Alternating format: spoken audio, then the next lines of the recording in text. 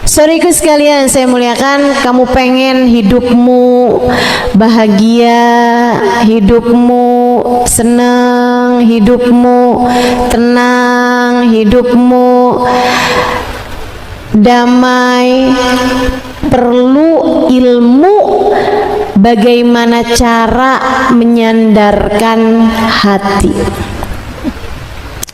Hatimu santaikan, rilekskan, sandarkan. Karenanya perlu dengar dengan seksama kajian ini. Mudah-mudahan jadi ilmu yang manfaat untuk hidupmu itu. Yang pertama, poin-poin yang mau saya bahas nih. Saudaraku sekalian yang saya muliakan, sandaran itu harus sama yang kuat. Siapa yang kuat? Enggak lain, enggak bukan, adalah yang menciptakan semua umat manusia. Namanya Allah. Kenapa ada banyak orang jatuh? Kenapa ada banyak orang terpuruk? Karena mereka bersandar kepada yang tak mampu disandari. Ada banyak orang di atas muka bumi ini sandarannya sama harta. Ketika hartanya hilang, mereka pun jatuh, mereka pun rusak, mereka pun hancur. Ada banyak orang bersandar kepada jabatan, ternyata nggak kepilih. Makanya berapa waktu yang lalu saya baca tuh di kabar berita, pemerintah bersedia mempersiapkan rumah sakit jiwa untuk caleg-caleg yang tak terpilih. Baca juga ya. Ya Allah, kesian, kesian. Saudaraku sekalian yang saya muliakan, sebab yang namanya jabatan gak cukup kuat untuk dijadikan sandaran. Yang sudah menjabat sekalipun banyak yang kemudian terguling, terkalahkan oleh jabatannya itu. Banyak perempuan, terutama di kota-kota besar, sandarannya kepada kecantikan. Dia ngerasa saya cantik, suami saya nggak akan kemana-mana. Dia nggak tahu kalau banyak laki-laki itu punya istri yang cantik, nyari yang nggak cantik. Betul begitu ya? Masya Allah. Banyak sandaran dengan kecantikannya. Ia hanya akan berjumpa dengan kekecewaan. Gak cukup kuat, Bu. Dek, kecantikanmu akan hilang bersama dengan berjalannya waktu. Dan lagi pula ia bukanlah sesuatu hal yang cukup untuk menjadi sandaranmu menjalani kehidupan di atas muka bumi ini. Banyak yang sandarannya mah ilmu, saya pinter, tenang aja, saya akan bisa jalani kehidupan ini dengan cara yang paling benar. Ternyata enggak juga. Banyak orang pinter tapi keblinger. Banyak orang pinter tapi ilmunya enggak jadi manfaat bagi hidupnya, apalagi bagi orang lainnya. Lantas apa dan siapa yang selayaknya kita jadikan sandaran, yang tak akan pernah terjatuh meskipun diguncangkan dengan badai kehidupan sebesar apapun. Tak lain tak bukan, sandaran hidup kita adalah Allah Subhanahu wa ta'ala. A'udzu billahi minasy syaithanir rajim. Huwar razzaqu dzul quwwatil matin. Dialah satu Allah sang pemberi rizki, dialah satu sang pemilik kekuatan yang tertinggi. Allah aja yang kuat. Antumul fuqara wallahu huwal ghani. Kalian adalah orang-orang miskin. Kalian semuanya makhluk pasti perlu sama Allah Subhanahu wa ta'ala. Allah lah satu zat yang kuat, Allah lah satu zat yang maha kaya. Makanya sandarannya mesti sama yang kuat, biar kamu nggak akan pernah bisa rubuh. Sandarannya harus yang kuat, harus kepada yang kuat, biar kamu nggak akan pernah bisa jatuh. Bersandarlah kepada Allah. A'udzu billahi minasyaitonir rajim. Wa ufawwidu amri ilallah. Innallaha basirun bil ibad. Dan aku serahkan urusanku hanya kepada Allah Subhanahu wa ta'ala. Aku bersandar hanya kepada Allah Subhanahu wa ta'ala, karena Allah adalah zat yang maha mengetahui segala urusan hamba-hambanya. Sandaran yang enak sama Allah, karena Allah lah zat yang maha kuat. Udah gak akan pernah bisa terkalahkan, tidak akan pernah bisa tergoyahkan. Gimana caranya? Tapi saya pengen sandaran sama Allah, tapi gimana caranya? Kedua, kalau kamu bicara tanya gimana caranya, maka yang kedua, penuhilah hatimu dengan keimanan kepadanya. Fahami, gak ada yang punya apapun, gak ada yang punya siapapun selain Allah. Fahami, kamu, hidupmu, matimu, anakmu, suamimu, gurumu, hartamu, hembusan nafasmu adalah miliknya Allah. Inna lillahi wa inna ilaihi raji'un. Kita semua miliknya Allah, dan yang miliknya Allah hanya akan kembali kepada Allah. Semua punyanya Allah. Enak tuh kalau kayak gitu, santai. Ada seorang sahabat dulu, sahabat Nabi kita Muhammad alaihissalam. Satu hari sakit kakinya, datang ke dokter. Kata dokter, wah ini udah busuk, jadi kaki kamu nih harus dipotong. Di zamannya Sayyidina Umar bin Khattab, sahabat ini kemudian dipotong kakinya. dikasihkan segelas khamr sebelum potong kaki. Dia bilang, buat apa khamr ini? Biar kamu nggak sadar jadi motong kakinya enak. Dia bilang, tapi ini kan haram. Khamr, minuman keras, zaman itu belum ada bius ya, jadinya dikasih segelas minuman keras. Dia bilang, mohon maaf dokter, saya nggak mau minum minuman keras, ini barang diharamkan sama Nabi Muhammad alaihissalam, diharamkan oleh Allah SWT.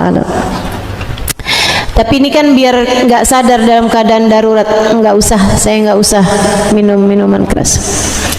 Tapi kamu akan sakit banget, bismillah, nggak apa-apa. Beliau kemudian dipotong kakinya, teriak, sakitan, pingsan. Pingsan, sadar-sadar besoknya sudah dalam keadaan kakinya terpotong dan sudah diberi obat-obatan juga. Beliau sholat subuh, habis selesai sholat subuh lagi baca-baca zikir, dapat kabar dia punya anak 2 orang laki-laki, 1 diantara anaknya meninggal dunia di hari yang sama dengan dia kehilangan kakinya. Dia kehilangan 1 dari 2 orang anaknya. Dia angkat tangannya, ya Allah, terima kasih, Kau telah karuniakan padaku 2 kaki. Kau ambil 1 di sisimu ya Allah, masih Engkau sisakan yang 1 lagi. Terima kasih ya Allah, tidak Kau ambil dua-duanya. Ya Allah, Kau berikan padaku 2 orang anak, yang 1 Engkau ambil di sisimu, masih Engkau sisakan yang 1 lagi untukku. Terima kasih ya Allah atas apapun yang Kau ambil. Terima kasih ya Allah atas apapun yang Kau sisakan. Tenang. Orang kalau hatinya sandaran sama Allahnya kuat dengan keimanan, faham bahwa tidak ada yang sejatinya milik kita. Orang tua kita miliknya Allah, suami kita miliknya Allah, anak-anak kita miliknya Allah, teman-teman kita punyanya Allah, bahkan kesehatan kita punyanya Allah, anggota tubuh kita punyanya Allah, harta kita punyanya Allah, hidup kita punyanya Allah, nyawa yang Allah hembuskan di dalam diri kita pun juga sejatinya semuanya bukanlah milik kita, melainkan miliknya Allah. Fahami itu, fahami itu. Adik-adik, ibu-ibu, kalau pengen hidup lebih santai, lebih tenang, fahami ini. Gak ada yang benar-benar punyanya kita, dek, gak ada. Semua punyanya Allah. Semua punyanya Allah. Sedih boleh, kalau kita ditinggal orang yang kita sayang, kita sedih, pasti. Nabi Muhammad pun mengalirkan air mata saat beliau menguburkan putranya, saat beliau menguburkan putrinya. Berderayan air mata beliau. Innama hadza dumu'ur rahmah, kata Nabi Muhammad ketika ditanya oleh sahabatnya. Ini hanyalah air mata kasih sayang. Bukan berarti aku menangis karena aku tidak terima dengan keputusan Allah. Tentu Nabi Muhammad terima dengan apapun keputusan Allah. Itu hanyalah air mata kesedihan, hanyalah air mata kasih sayang yang beliau yang mengalir di kedua mata beliau yang mulia. Sedih boleh, tapi nggak terima dengan keputusan Allah, itu nggak boleh. Kenapa nggak boleh? Sebab tidak sesuai dengan fakta. Faktanya semuanya miliknya Allah. Mau kamu tahanin, mau nggak kamu tahanin, yang akan diambil balik oleh Allah Subhanahu wa Ta'ala pasti Dia akan ambil kembali. Mau kamu nangis kejer, mau pingsan bolak-balik, yang udah meninggal dunia nggak akan hidup lagi. Maka jauh lebih indah, jauh lebih bahagia, jauh lebih rileks hatimu, jauh lebih santai hidupmu ketika kamu mengingat bahwasanya semua punyanya Allah. Inna lillahi wa inna ilaihi raji'un. Semua milik Allah, dan yang milik Allah pasti akan kembali kepada Allah. Kamu cinta sama HP-mu, tapi HP-mu bukan punyamu sejatinya, ia punyanya Allah. Nih Bu, barang yang ada pada saya sekarang, kerudung saya, cincin saya, jam tangan saya, baju saya, sepatu saya, tas saya, HP saya. Saya bilang punya saya. Saya bilang punya saya. Tapi ini kepemilikan bukanlah kepemilikan yang sejati. Begitu saya meninggal dunia, begitu seseorang meninggal dunia, Ibu tahu kesunahan dari agama kita, kalau ada orang meninggal dunia langsung dikeluarkan dari pakaian yang dia kenakan, langsung dikeluarkan cincin, gelang, apapun yang melekat di tubuhnya segera dikeluarkan, digantikan dengan kain aja gitu, ditutupi kain aja, kan begitu? Orang sini begitu juga. Kenapa begitu? Kenapa nggak dibiarkan aja dengan pakaian dia? Mau disolat, mau dimandikannya masih besok kok. Oh enggak, sunnahnya segera dikeluarkan dari pakaian yang dia kenakan. Kenapa sebabnya? Para ulama menyampaikan karena yang dia kenakan sudah bukan punyanya dia lagi. Jadi seperti yang tadi saya sampaikan, saya bilang ini cincin saya, ini jam tangan saya, ini kerudung saya, tas saya, HP saya. Begitu saya meninggal dunia, segera dikeluarkan cincin saya, jam tangan saya, semua yang saya pakai segera dikeluarkan dari diri saya. Kenapa? Sebab bukan punya saya lagi. Ia adalah milik ahli waris. Karenanya kalau ada orang pakai gigi dari emas, itu juga mesti dikeluarkan. Kenapa gitu? Sebab gigi emasnya itu adalah warisan. Jadi kalau pakai giginya yang bukan emas gitu, pakai gigi yang biasa aja yang kalau dijual juga emang gak laku, itu nggak wajib dikeluarkan, teman-teman. Wajib dikeluarkan itu bukan berarti dia sebagaimana masuk bumi dia juga harus keluar seperti itu, enggak. Dia wajib dikeluarkan karena itu terdiri dari ma yutamawal dalam istilah fikih kita, suatu yang dianggap sebagai harta yang bisa diperjualbelikan. Makanya buat teman-teman yang nggak mau kalau mati dicabut giginya, jangan pakai gigi emas. Makanya ada orang nih pakai gigi emas banyak, terus dia bilang sama anak-anaknya, tenang nak, mama jangan kamu pikir nggak ninggalin warisan. Nih nak nih, ting. Belakang, atas, kanan, kiri, warisan buat kamu semuanya, emas 24 karat. Masya Allah. Saudaraku sekalian yang saya muliakan, nggak ada yang benar-benar milik kita. Entah dia diambil balik oleh Allah Subhanahu wa taala di dalam hidup kita, atau kita yang diambil balik oleh Allah Subhanahu wa taala meninggalkan apa yang kita anggap selama ini sebagai hak milik kita.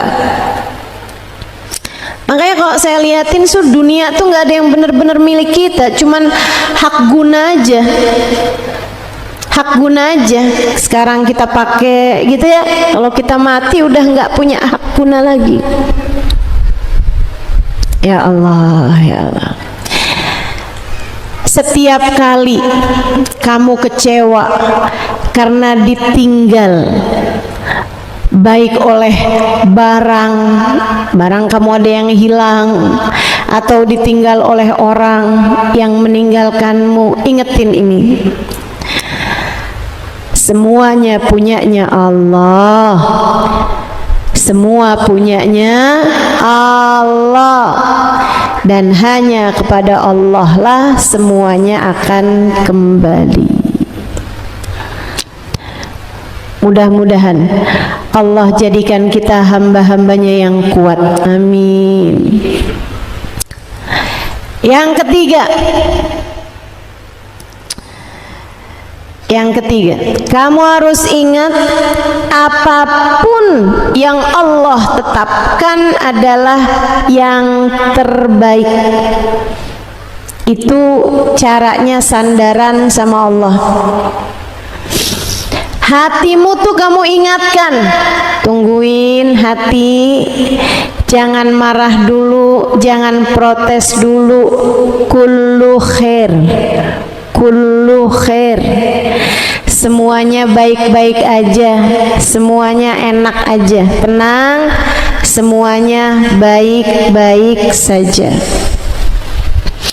Apapun yang terjadi, sepanik apapun kamu, sepusing apapun kamu akan jadi lebih rileks jika ingat bahwasanya dunia ini ada yang ngatur, yaitu Allah Subhanahu wa taala, dan yang Allah kasih ke kita itu adalah yang terbaik. Pada pernah sakit nih kan? Pernah sakit gak? Kalau kita sakit, kita akan pergi ke dokter. Biasanya kalau sakitnya ringan, dokter kasih kita pil pahit. Kita begitu dikasih pil yang pahit, apa yang kita bilang sama dokter? Makasih ya dokter, saya harus bayar berapa nih? Malah kita kasih lagi, padahal kita dikasih pil pahit.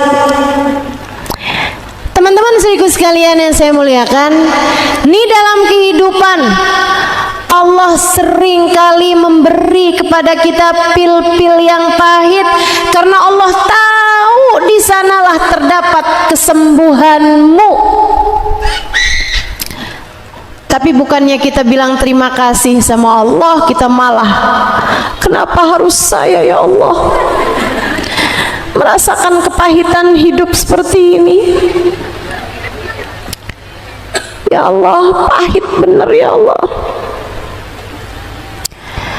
Sama dokter kita bisa bilang, makasih ya dokter, pil pahitnya.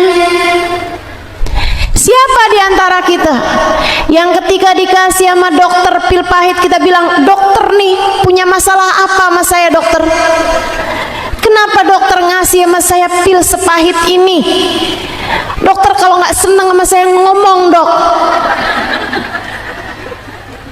Nggak ada, kita malah bilang makasih dokter, makasih.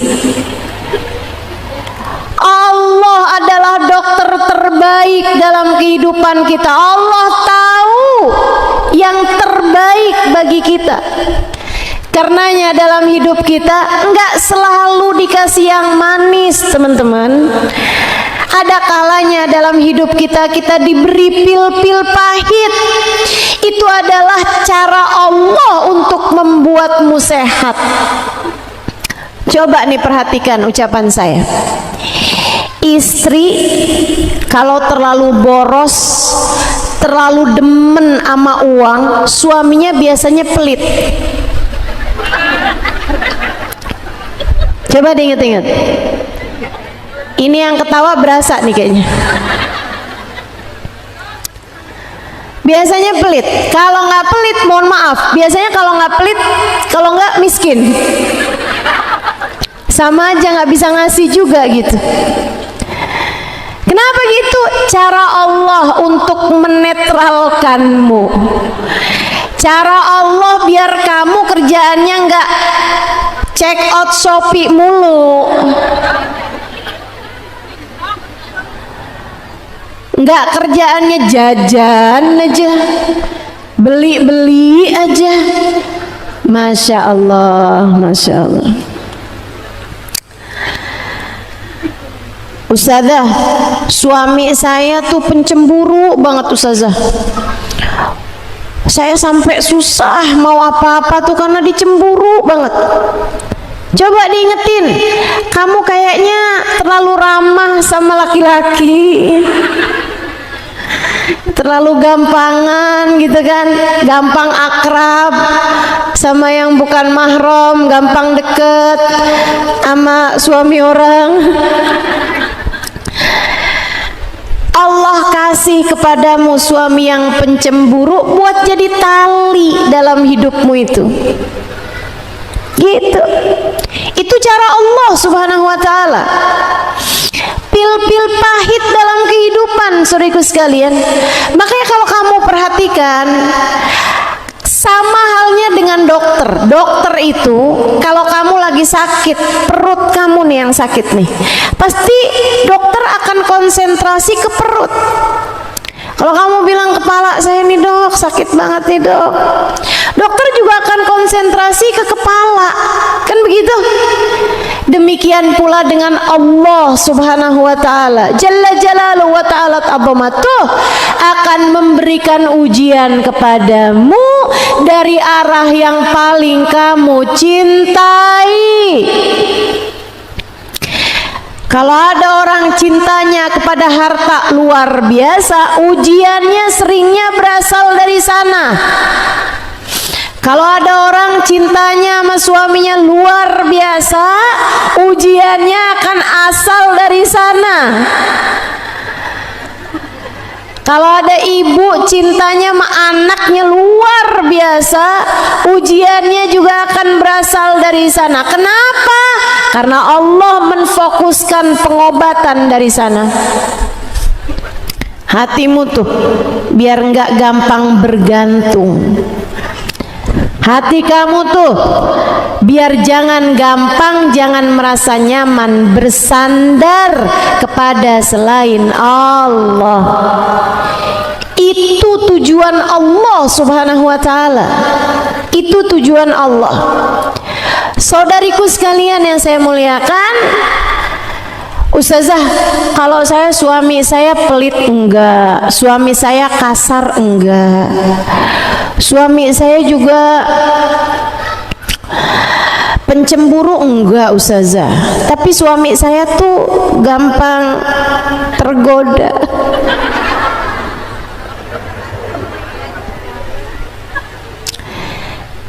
Kayak gampang gitu buat tertarik sama perempuan lain.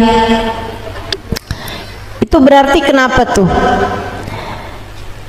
Allah kepengen hatimu tidak bergantung kepada suamimu itu. Allah lagi mau ngasih tahu, liatin, kalau cinta kamu buat manusia, liatin, kalau kamu sepenuhnya menjadikan cintamu utuh kepada suamimu, tuh liatin, kamu rentan kecewa. Manusia tatkala cinta, ia bisa mudah mengecewakan.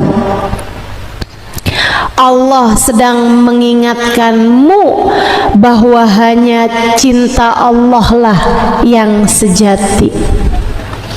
Karenanya saya sering sampaikan kepada perempuan-perempuan dimanapun, ketika hati ataupun cinta suamimu berpaling darimu, itu adalah cara Allah untuk mengingatkanmu bahwa hanya cintanya lah yang sejati.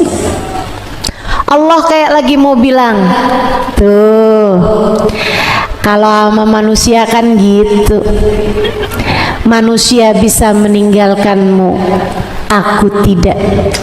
Aku akan selalu ada untukmu.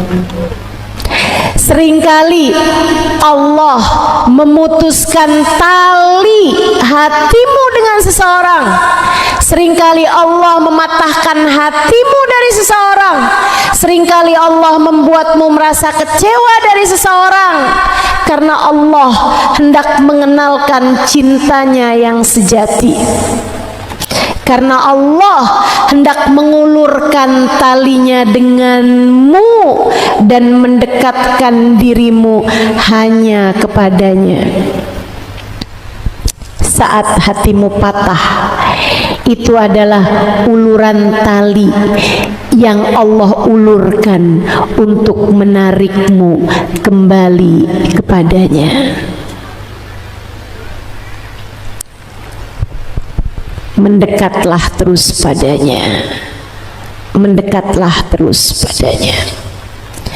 Apapun yang Allah berikan dalam kehidupanmu di dunia, itu adalah cara agar kamu menjadi lebih dekat dengannya. Ambil pelajarannya, telan pil-pil pahitnya. Nggak apa-apa, nggak apa-apa. Enggak apa. Dalam hidupmu datang hal-hal pahit, enggak apa-apa teman-teman, enggak apa-apa. Yang bahaya itu kalau kamu salah menjalani ujiannya. Yang bahaya itu kalau kamu salah keputusan-keputusannya. Suami berpaling hati, kamu malah menuju ke dukun. Cinta ditolak, nah itu ngaco. Itu yang bahaya, itu yang jadi apa-apa.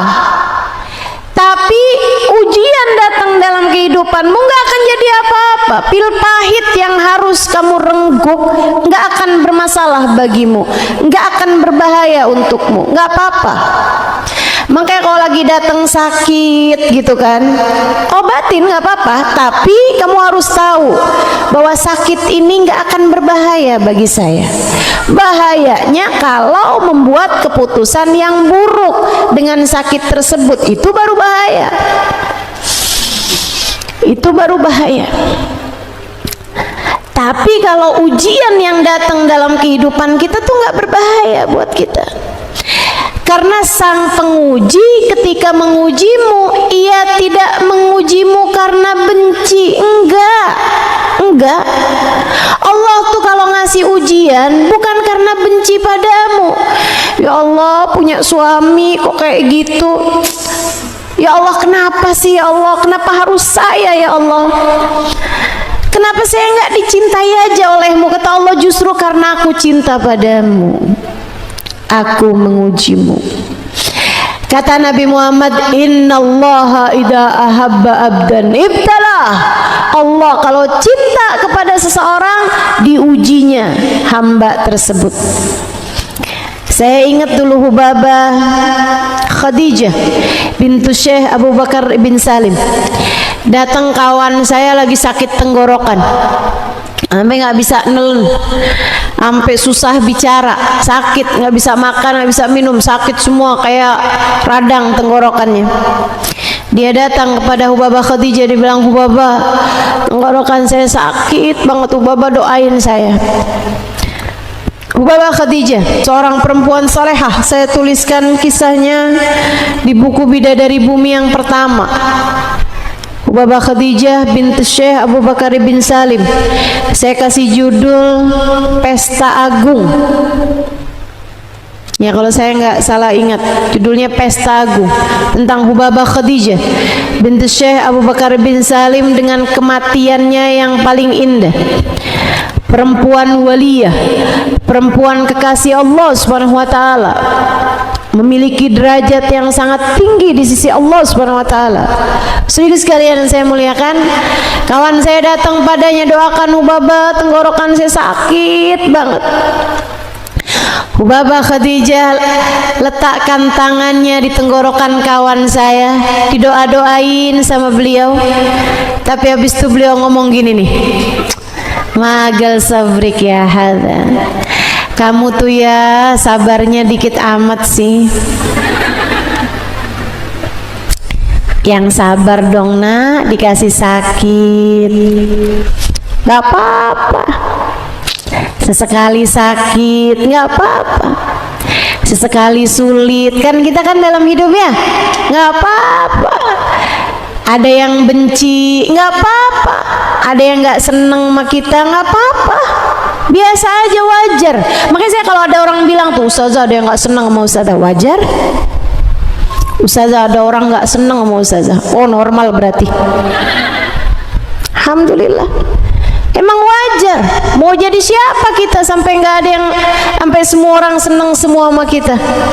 Saudaraku sekalian saya muliakan, Hubabah Khadijah terus bilang sama kawan saya ini, dia bilang, kamu sedikit amat sih sabarnya, yang sabar, yang sabar. Kamu tahu nggak nak, Allah tuh kalau lagi ngasih musibah, lagi ngasih ujian, tanda Allah cinta. Kan kata Nabi Muhammad begitu, innallaha idza ahabba abdan ibtalah. Allah kalau cinta sama seorang hamba, diujinya hamba tersebut dengan ujian-ujian yang sesuai. Nggak ada orang tuh diuji nggak sesuai dengan tingkatan keimanannya, nggak ada. Semuanya sesuai dengan tingkatan keimanannya masing-masing. La yukallifullahu nafsan illa wus'aha. Tidaklah seseorang diuji lebih daripada apa yang mampu dia tanggung. Enggak mungkin, mustahil Allah memberi ujian di luar batas kemampuan. Hubabah Khadijah terus bilang, Allah tuh kalau ngasih sakit tuh tanda Allah cinta sama kamu. Kamu tahu nggak? Saya kalau berapa lama nggak dikasih sakit, saya suka nanya sama Allah, ya Allah, apakah engkau lupa kepada hambamu Khadijah? Ya Hubabah Khadijah, kalau lama nggak sakit, kalau lama nggak dikasih sakit, Hubabah Khadijah nanya sama Allah, ya Allah, apakah engkau sudah lupa kepada hambamu Khadijah? Luar biasa, hati yang mengerti bagaimana bersandar kepada Allah Subhanahu wa ta'ala. Faham bahwa apapun yang Allah berikan adalah yang terbaik. Dia faham apapun yang terjadi di atas kehidupan ini adalah yang terbaik. Sekali lagi, yang terbaik untukmu. Kamu dikasih itu adalah yang terbaik untukmu. Ini saya nih, saya 20 tahun lebih menikah, belum ada anak. Saya nggak tahu belum ada anak atau nggak ada anak, tapi sampai sekarang nggak ada anak. Saudaraku sekalian yang saya muliakan, saya harus paham bahwa ini adalah yang terbaik yang Allah Subhanahu wa ta'ala berikan kepada saya. Karena saya nggak mengerti, tapi Allah mengerti. Kita dengan akal kerdil kita suka mikirnya yang, tapi kan saya bisa membesarkan anak dengan baik, tapi saya bisa mendidik seorang anak dengan baik, saya punya ilmu untuk bisa mendidik anak dengan baik. Itu kan pikiran kita. Tapi Allah Subhanahu wa ta'ala tidak demikian.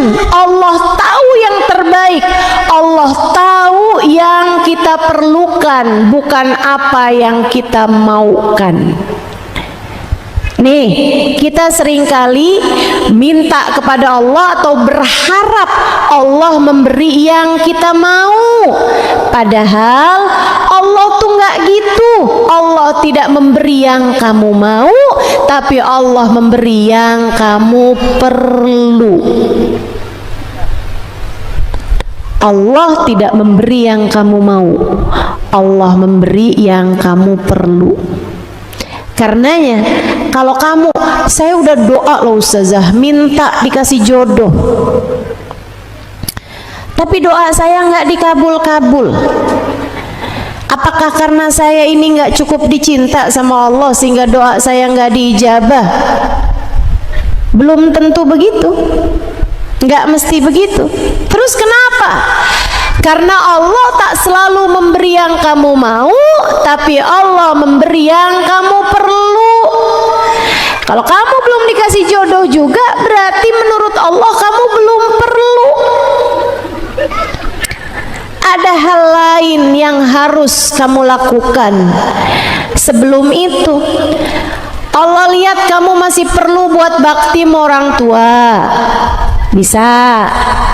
Allah lihat kamu masih perlu buat menyibukkan dirimu mengajar di pondok pesantren. Kalau kamu nikah, mungkin kamu malah akan pergi kemana-mana, akhirnya malah jadi nggak jelas nih nasibnya para santri-santri. Bisa jadi, bisa jadi. Ada banyak hal. Allah tahu kamu nggak cukup tahu. Karenanya Sayyidina Ali bin Abi Thalib mengatakan, saat aku berdoa dan doaku diijabah, saya senang satu kali. Saya senang sekali aja, senangnya. Saya bahagia, saya senang sekali, kata Sayyidina Ali, satu kali. Tapi kalau saya berdoa dan doa saya tidak diijabah, saya senang dua kali. Saya senangnya double kalau doa saya nggak diijabah. Kenapa gitu wahai Sayyidina Ali? Sebab ketika saya berdoa dan Allah kasih, Allah beri saya apa yang saya mau. Sementara ketika saya berdoa dan doa saya tidak diijabah, Allah kasih kepada saya apa yang Allah mau. Bukan apa yang saya mau, tapi apa yang Allah mau. Dan apa yang Allah mau seringkali jauh lebih baik daripada apa yang saya mau. Saya ingat ucapan Hubabah Umairah, salah satu perempuan soleha yang saya tulis juga di buku Bidadari Bumi yang pertama. Saya kasih judul Dokter Hati. Itu perempuan, orang setarim, bahkan orang di luar tarim juga, kalau lagi sakit, kalau ada masalah gitu, datang kepada Hubabah Umairah. Ngeliat hati kita, ngeliat apa yang terjadi sama kita, kayak kita ngeliat layar handphone, kayak terang semuanya gitu. Saya pernah bawa rombongan berapa puluh orang ya, ada 20-an lebih orang, ziarah kepada Hubabah Umairah. Namanya aslinya Rugayyah, Hubabah Rugayyah bintul Habib Umar Al-Haddar. Saudaraku sekalian, seorang perempuan sangat salehah. Ayahnya seorang ulama besar. Saya bawa beberapa 20-an orang lebih kepada Hubabah Umairah. Hubabah Umairah, saya adepin mereka satu-satu. Hubabah Umairah ngelihat mukanya langsung ngasih nasihat yang paling dia perlukan. Saya sampai kadang-kadang mikir, ini Hubabah Umairah ngelihat muka saya ada tulisannya apa gimana ya?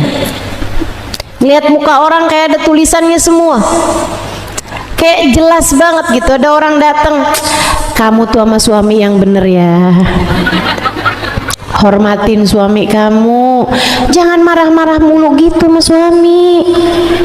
Iya Hubabah, doain saya Hubabah. Nih, kamu baca ini tiap hari biar hati kamu lega. Ingat, suami kamu jalan surga buat kamu.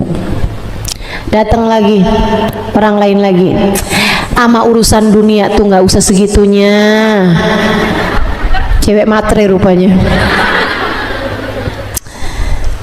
Ya Allah, ya Allah. Tak datang lagi, sholat jagain yang bener. Itu kayak setiap orang langsung difokusnya gitu. Subhanallah, bisa kayak begitu. Saya bilang ini perempuan satu ini memang oleh Allah Subhanahu wa taala dijadikan sebagai penebar rahmatnya Allah Subhanahu wa taala, kayak dokter-dokter buat hati manusia gitu. Bener-bener.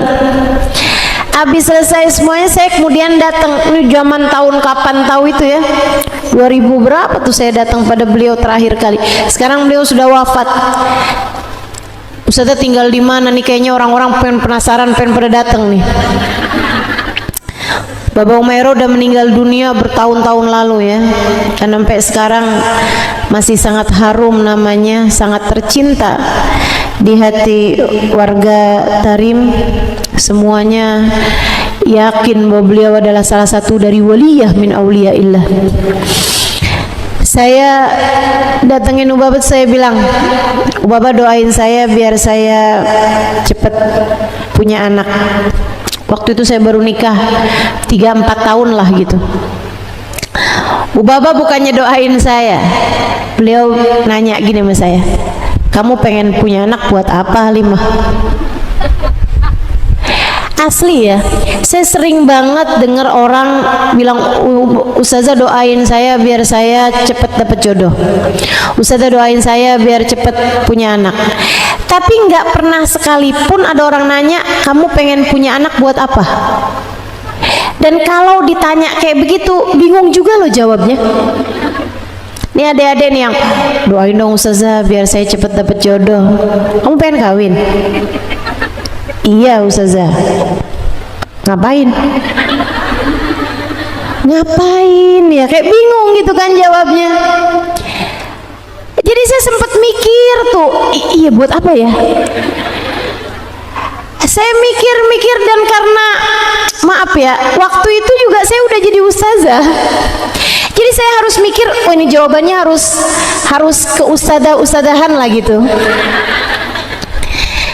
Jadi saya bilang sama beliau, biar ada yang doain saya kalau saya meninggal dunia.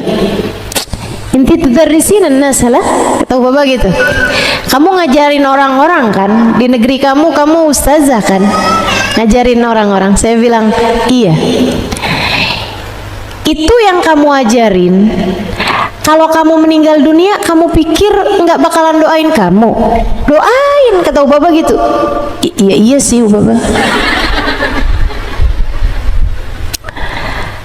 Maksudnya Ubaba tuh yang ngedoain kamu udah jauh lebih banyak.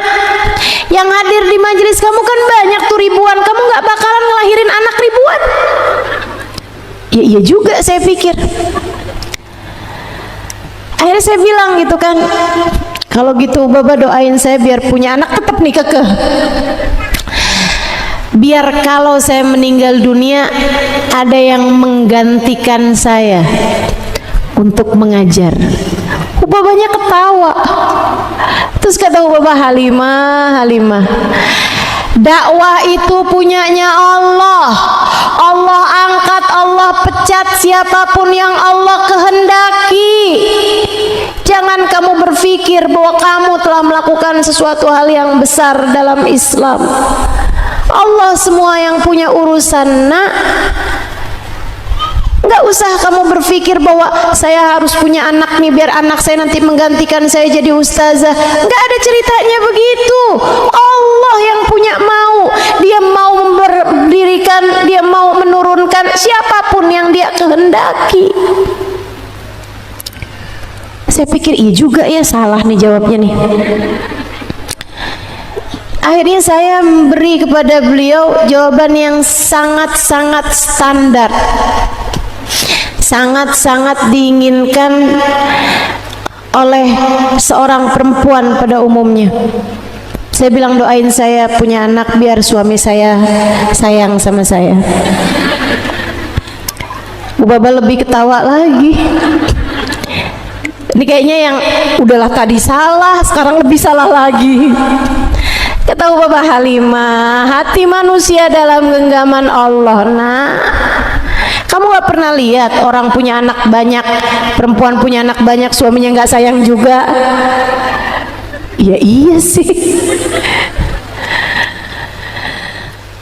Bukan itu, bukan itu. Hati manusia dalam genggaman Allah. Saya jadi gak punya alasan lagi udah. Hubabah kemudian bilang begini, Halimah, kamu gak ngerasa dunia ini sudah begitu sibuk? Kamu gak ngerasa hidup di dunia ini sudah begitu sibuk sehingga memalingkan kita dari jalan Allah yang seharusnya kita tempuh? Saya pun menunduk dalam. Hubabah kemudian berkata, bukankah Allah menciptakan kita hidup di atas muka bumi ini untuk beribadah kepadanya?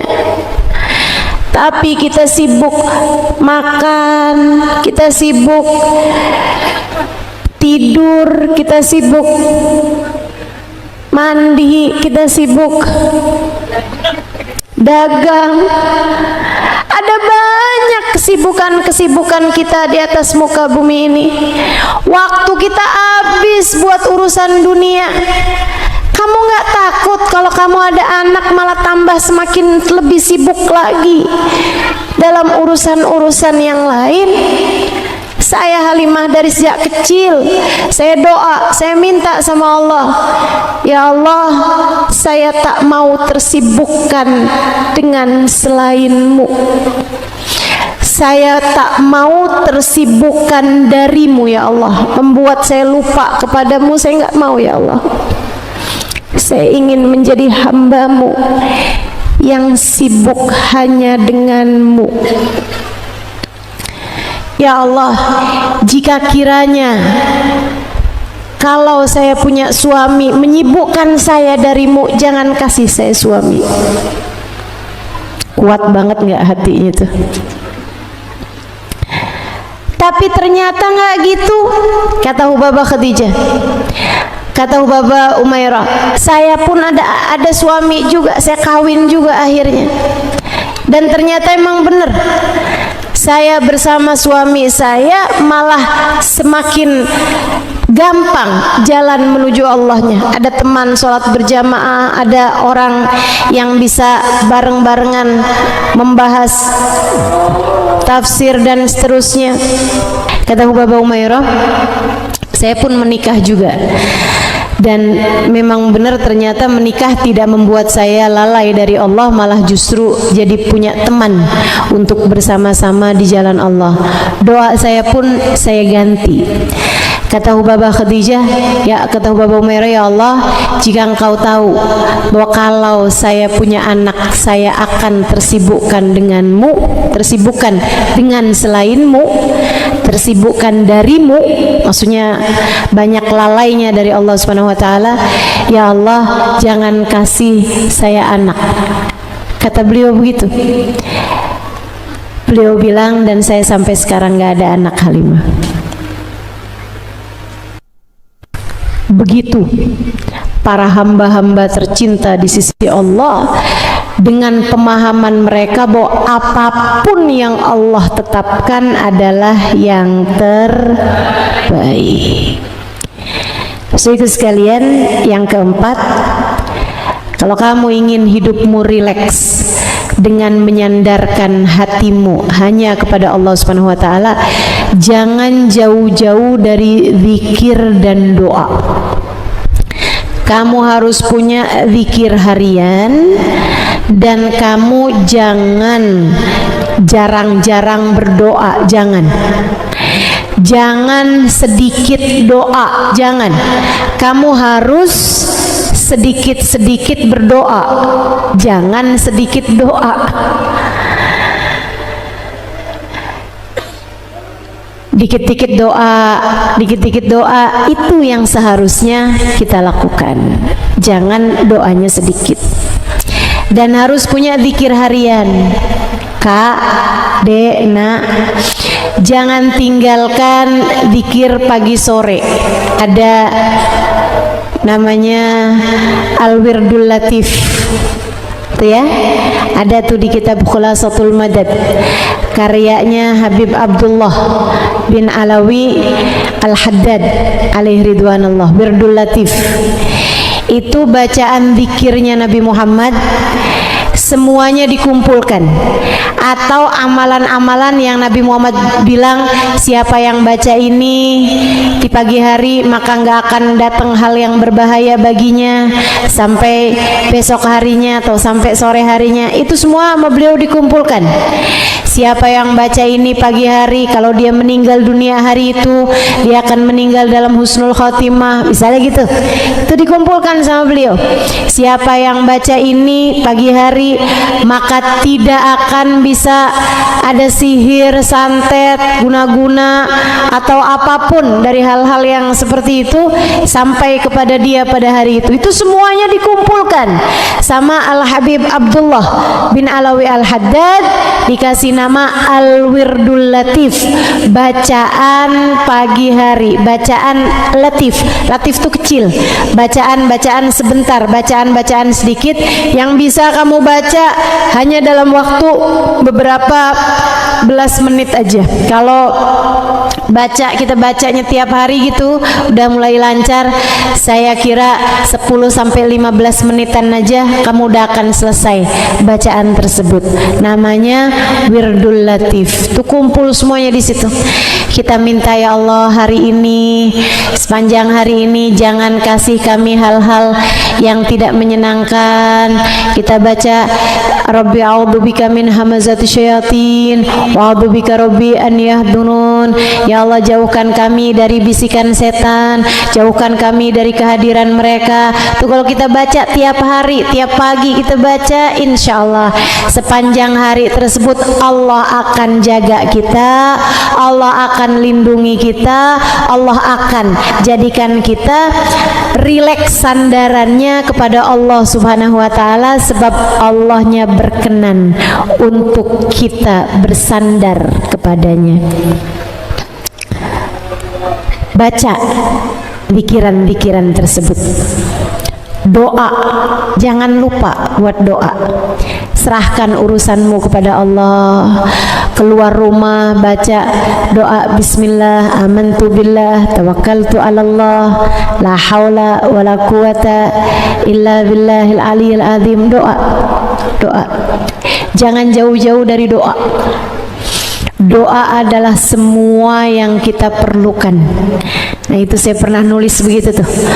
Doa tak pernah sekedar. Doa tidak pernah hanya. Doa tuh saya nggak bisa apa-apa nih selain doa. Doa tuh nggak hanya. Doa itu nggak sekedar. Doa adalah semua yang kita perlukan. Nggak apa-apa, apapun aja terjadi nggak apa-apa selagi kamu masih bisa melangitkan doa. Kalau badai kehidupan membuatmu terjatuh, itu adalah saatnya kamu letakkan dahimu di tanah, sujud, kemudian berdoa kepada Allah Subhanahu wa Ta'ala. Saat-saat terindah seorang hamba kepada Allah Subhanahu wa Ta'ala Tuhannya, Nabi Muhammad menyampaikan, aqrab ma yakunul abad min rabbih wa huwa sajid fa'akthiru fihi du'a faqamin an yustajabalah. Tempat terdekat seorang hamba dengan Tuhannya adalah saat ia sujud kepada Allah, maka perbanyaklah doa dalam sujudmu, sangat mungkin doamu dijabah oleh Allah. Doa. Sampai Sayyidina Umar bin Al-Khattab mengatakan, saya tak takut doa saya tidak diijabah. Saya hanya takut saya tidak lagi diperkenankan Allah untuk berdoa. Sayyidina Umar bilang begitu. Saya nggak takut doa saya nggak diijabah. Yang saya takutkan adalah saya nggak diizinkan lagi oleh Allah untuk berdoa. Karena doa itu juga diizinkan apa enggak sama Allah, teman-teman. Kita di saat berdoa tuh Allah artinya sedang mau untuk mendengar mendengarkan doa-doa kita. Allah sedang mau untuk mendengarkan kita memanggil-manggil namanya. Allah sedang berkehendak, Allah berkenan untuk mendengarkan kemudian mengijabah doa kita dengan caranya. Dengan caranya, bukan dengan cara kita. Maka jangan jauh-jauh hidupmu tuh dari berdoa. Saya selalu sampaikan, sering-seringlah berdoa. Meski andai doamu tidak diijabah sekalipun, doa membuat hatimu tenang. Doa membuat hati kita tenang. Jadi sandaran yang enak, banyakin zikir, banyakin doa.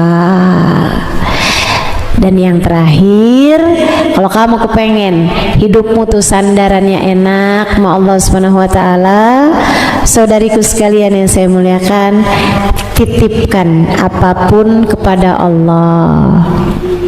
Titipin sama Allah. Itu diantara doa tadi itu adalah kita titipkan sesuatu pada Allah. Allah itu seindah-indah zat yang dititipi. Allah tuh kalau dititipi apapun tidak akan mengecewakan. Enak kalau nitip apa-apa sama Allah.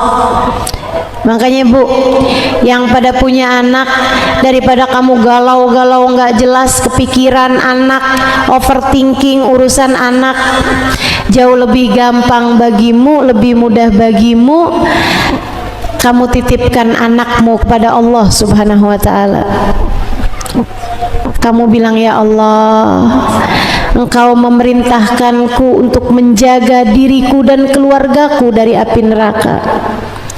Ya Allah, jangankan jagain anak-anakku dari api neraka, jagain diri sendiri aja saya seringkali gagal melakukannya.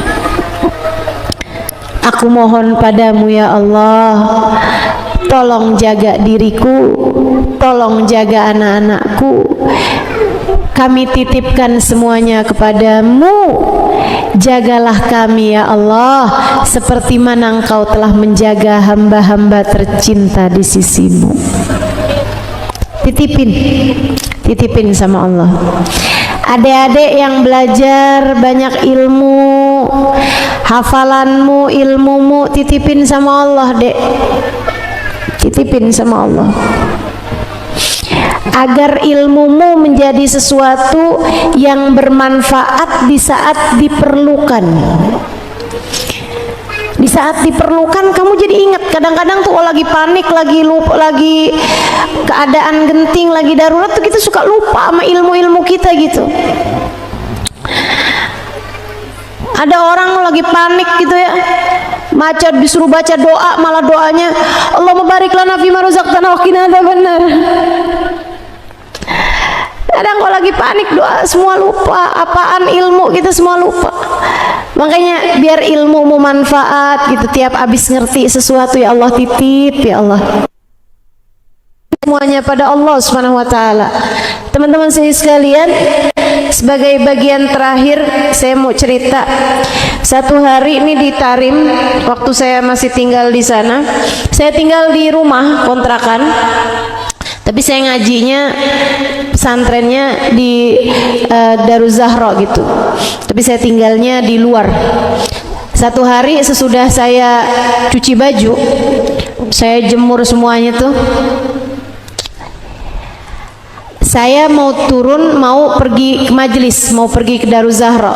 Ada kajiannya Hubabah. Abisnya saya jemur semua jemuran saya anak santri, anak kos-kosan, anak perantau, memang biasa tuh kalau belum semuanya kotor belum nyuci. Jadi itu lemari saya kosong, semua bajunya ada di atas jemuran semuanya. Di saat saya mau turun, saya lihat angin dari kejauhan. Kalau di negeri Arab tuh angin suka kelihatan kalau mau datang.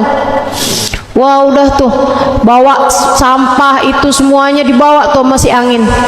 Waduh saya dari kejauhan saya liatin, waduh angin tuh dari atap kan ya, dijemurnya di atas sutuh. Saya takut aja tuh angin menerbangkan baju saya. nanti saya pulang saya nggak punya baju. Itu satu, sama saya paling khawatir, saya takut aja kalau sampai ada salah satu habaib ulama, kan banyak di sana, tahu-tahu lagi jalan kejatuhan sesuatu yang saya punya. Apa ini ya? Aduh, nggak sopan banget kan. Tapi saya juga mikir nih, kalau saya turunkan jemuran saya pulang-pulang nggak punya baju bersih, dan saya juga memang buru-buru juga mau pergi gitu. Saya bingung, saya nggak punya juga jepitan baju tuh, saya nggak punya. Akhirnya saya ingat ucapan salah satu guru saya, bilang segala sesuatu titipin nama Allah, Allah tahu cara jaganya. Akhirnya saya pegangin tuh satu jemuran saya bilang istauda'tukallah, istauda'tukallah. Saya titipin semuanya kepada Allah, saya titipin sama Allah, titip sama Allah, titip ya Allah, titip ya Allah, titip ya Allah, titip ya Allah. Saya jalan berangkat pergi majelis. Pulang dari majelis saya liatin di jalanan sampah benar-benar di mana-mana. Dan saya rasa juga itu mungkin bukan sampah ya, kayak baju orang apa segala macam di jalanan. Pasti itu diterbangkan sama angin-angin yang memang luar biasa kencengnya itu ya. Saya udah khawatir, udah was-was aja, ya Allah gimana ceritanya nih jemuran saya. Begitu saya masuk rumah, saya langsung naik ke atas.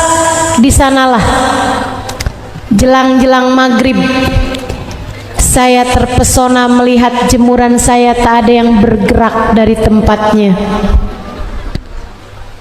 Semuanya tetap di tempatnya. Mengalir air mata saya terharu. Saya bilang, ya Allah, terima kasih. Aku memintamu menjaga jemuran aja engkau jagain sedemikian rupa. Makasih ya Allah. Saya akan belajar untuk menitipkan hal-hal besar kepadamu dalam kehidupan. Jadi Bu, yuk kita belajar buat nitipin anak-anak kita kepada Allah.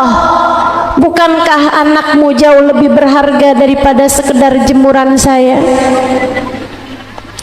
Mari kita menitipkan orang tua kita kepada Allah. Mereka jauh lebih berharga daripada harta apapun yang kita punya. Bahkan mari titipkan diri kita kepada Allah. Kita titipkan iman kita kepada Allah. Kita titipkan syahadat kita kepada Allah. Kita titipkan jalan hidup kita kepada Allah. Kita titipkan hati kita kepada Allah. Biar Allah jaga hati kita. Kita titipkan anggota tubuh kita kepada Allah. Biar Allah jaga anggota tubuh kita. Kita titipkan panca indera kita kepada Allah, biar Allah jaga panca indera kita. Kita titipkan kesehatan kita kepada Allah, biar Allah jaga. Kita titipkan dunia akhirat kita kepada Allah, biar Allah jaga diri-diri kita. Kita baca suratul Fatihah. Silahkan yang punya air, yuk kita mau titip-titip sama Allah Subhanahu wa taala. Yang airnya udah habis atau yang nggak punya air jangan ngambil air tetangganya.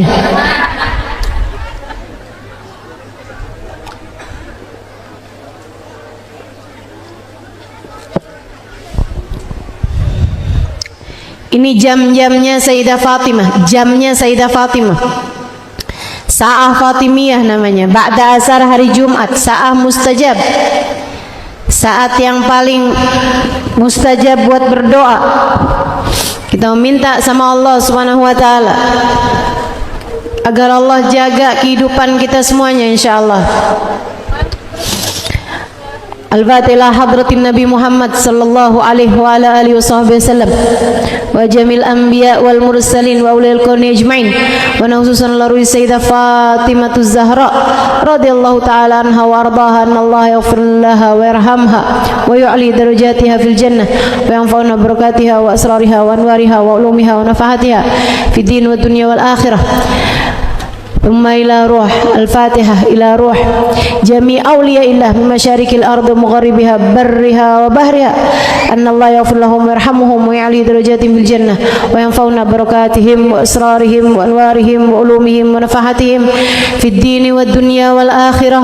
Al-Fatihah. Baca bersama-sama. A'udzu billahi minasyaitonir rajim. Alhamdulillahi rabbil alamin arrahmanir rahim maliki yaumiddin iyyaka na'budu wa iyyaka nasta'in ihdinas siratal mustaqim siratal ladzina an'amta 'alaihim ghairil maghdubi 'alaihim waladdallin. Amin. Allahumma bihaqqil Fatihah bi hurmatil Fatihah barakatil Fatihah taftah lana abwabal khair tu'amilana muamalat ahlal khair takfina min jamil fitan wal mihan bu'us wabair innaka wali kulli khair mutafaddil bi kulli khair bi rahmatika ya arhamar rahimin. Allahumma inna nas'aluka ziyadatan fid din barakatan fil umur wa sihhatan fil jasad wa sa'atan fil rizqi wa taubatan qabla al maut wa syahadatan 'indal maut wa maghfiratan ba'dal maut wa afwan indal hisab wa amanan minal adab wa nasiban minal jannah warzuqna an-nadhar ila wajhikal karim. Allahumma afina min balaik wa auzi'na syukra ni'maik wa adikna barda afik wa halawata munajatik. Allahumma inna nas'aluka minal uquli awfaraha wa minal adhani asfaha wa minal a'mali azkaha wa minal akhlaqi atyabaha wa minal arzaki azzalaha wa minal afiyah akmalaha minad dunya khairaha wa minal akhirah na'imaha bihaqqi sayyidina Muhammadin sallallahu alaihi wasallam. Allahumma rabbana taqabbal minna innaka antas samiul alim wa tub alaina innaka antat tawwabur rahim.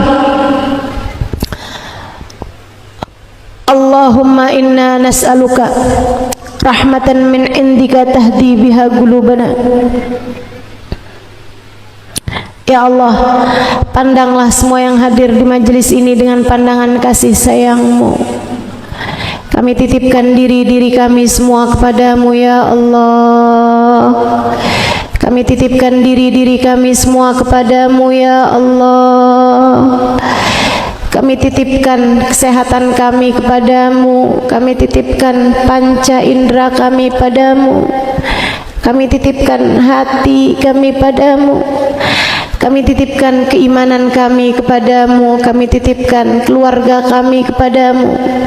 Kami titipkan kedua orang tua kami kepadamu. Kami titipkan suami kami padamu. Kami titipkan anak-anak kami padamu. Kami titipkan orang-orang yang kami sayangi kepadamu ya Allah. Ya Allah, ya Allah. Jagalah kami semua sebagaimana Engkau telah menjaga hamba-hamba yang tercinta di sisi-Mu. Kami mohon kepadamu ya Allah, limpahan rahmat-Mu untuk kami semuanya ya Allah. Ampunilah segenap dosa-dosa kami, tutupkanlah segenap aib-aib kami. Karuniakan pada hati kami kemampuan untuk bersabar, kemampuan untuk bersyukur atas segala nikmat dan karunia yang telah Engkau berikan, kemampuan untuk bersabar, untuk ikhlas, untuk pasrah, untuk tawakal, untuk bersandar dengan sesantai-santainya kami bersandar.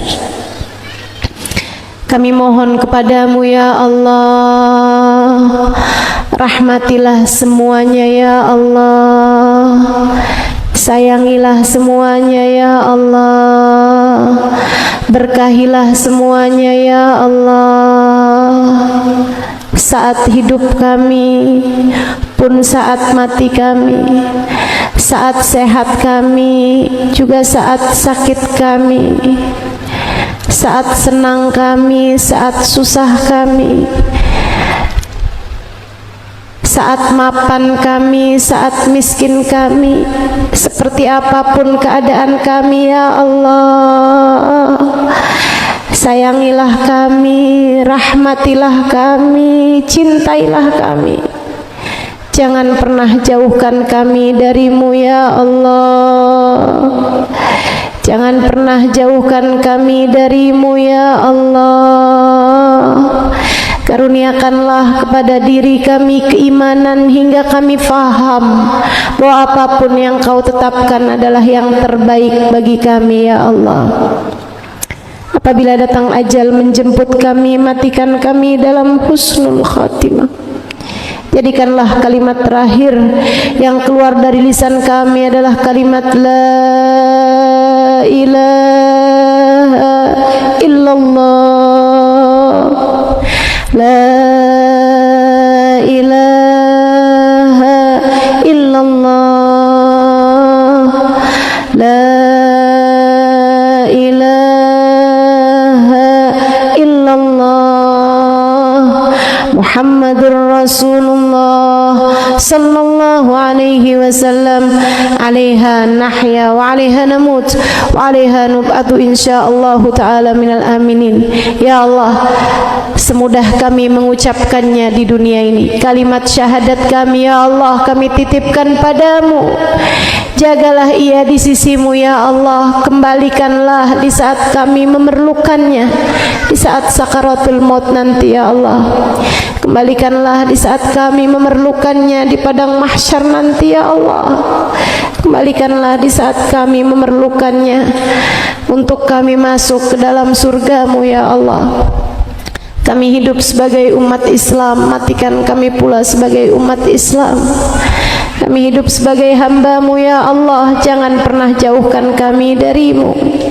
Kami hidup sebagai umat Nabi Muhammad ya Allah, jangan jauhkan kami darinya ya Allah. Allahumma ya Allah, apabila datang ajal tiba nanti, matikan kami sedangkan dosa-dosa kami telah Engkau ampuni. Matikan kami sedangkan aib-aib kami telah Engkau tutupi. Matikan kami sedangkan pintu rahmat-Mu telah terbuka lebar untuk kami. Sayangilah kami dimanapun saja kami berada. Cintailah kami seperti mana Engkau telah mencintai hamba-hamba tercinta di sisi-Mu, para kekasih-kekasih-Mu. Wassallallahu ala sayyidina Muhammadin wa ala alihi wasallam. Yang sedang sakit sehatkanlah ya Allah, yang sedang sulit mudahkanlah ya Allah.